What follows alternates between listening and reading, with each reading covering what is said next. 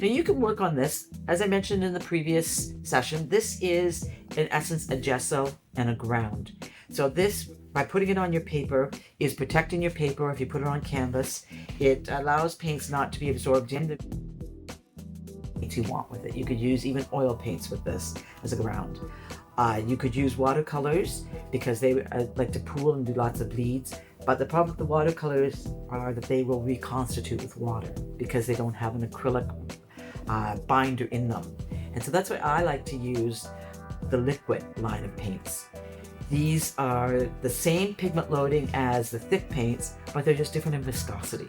So there's sort of that breakthrough paint where it's thin like a watercolor, but not quite as thin, and you could add mediums to it and make it thick like a thick body paint.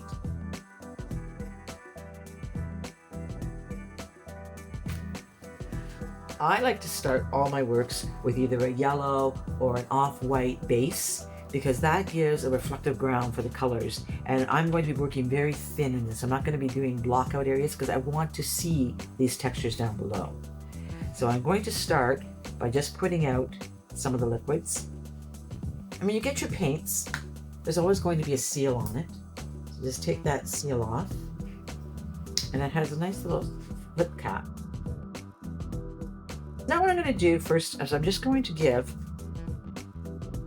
a general coat to the whole surface. I'm going to leave some areas white because I want the white to be reflective with the other colors I add. But for now in here, I'm going to use lots of water. I'm only using water. You could use mediums as well, which we will delve into more, like a low viscosity polymer. But for this, I'm just going to use some water to break down the paint.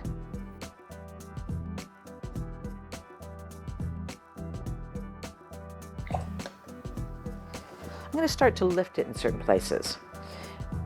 It won't lift off the paper so much because the paper hasn't got any primer on there in form of the modeling paste, but it is going to lift off of here because it's sealed, so it hasn't had a chance yet for the paint to dry. So I can just take my brush, take some water. So I want to bring back some of these details. So just scrub in here. Then I'm going to take my rag. And I gently, just pulling it up gently, but I want it to stick in some areas. See, it's going to stick in some of these cracks. Going to do, I use this nice fine-haired brush to apply it. So now I'm going to use more of a coarse hair brush to do some of this scrubbing to take it up.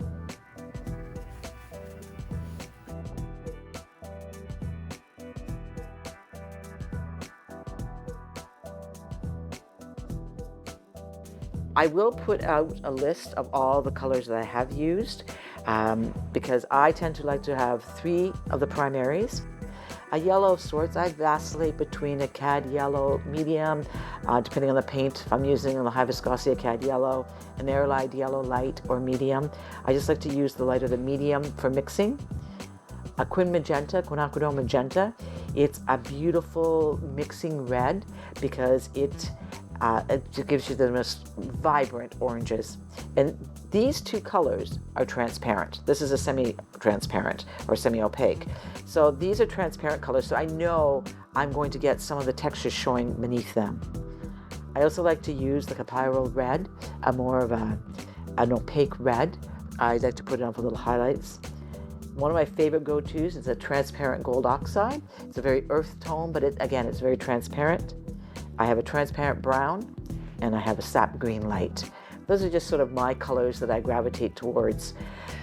Let's start, see what happens, what magic we can make happen on this piece. See, you just add a little bit and see how powerful that blue is. What I'm going to do, I'm going to take a palette knife and I'm going to break away some of my white.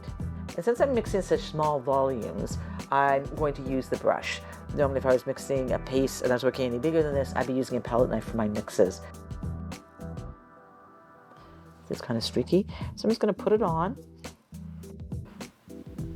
Work with the coarse hair brush. I'm going to take some of that back now so we can see some of the texture underneath. Now what I'm going to do, going with my rag that's dampened. So I'm just going to clean that up a little bit. I'm going to take it with some of the mixing white over here, and I'm going to add a bit of yellow to that. So that nice orange, deep air, like a deep yellowy orange, and I'm just going to go sideways, put that on in here.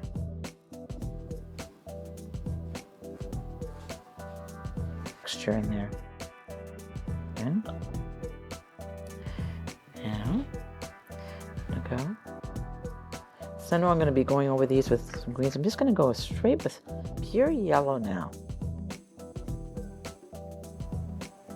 I'm going to take some yellow over top of the one layer above to tie these two sections together. Go over the top of these. What I'm going to do now is I'm going to add some dry brushing highlights onto this piece. I'm going to take my yellow, mix it with a bit of white,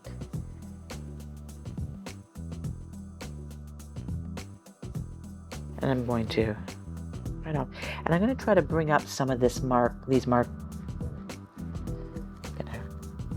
hardly putting any pressure at all on here. If I get a mark like that, I have to go the opposite way to make it work in. I'm just skimming the top through these surfaces.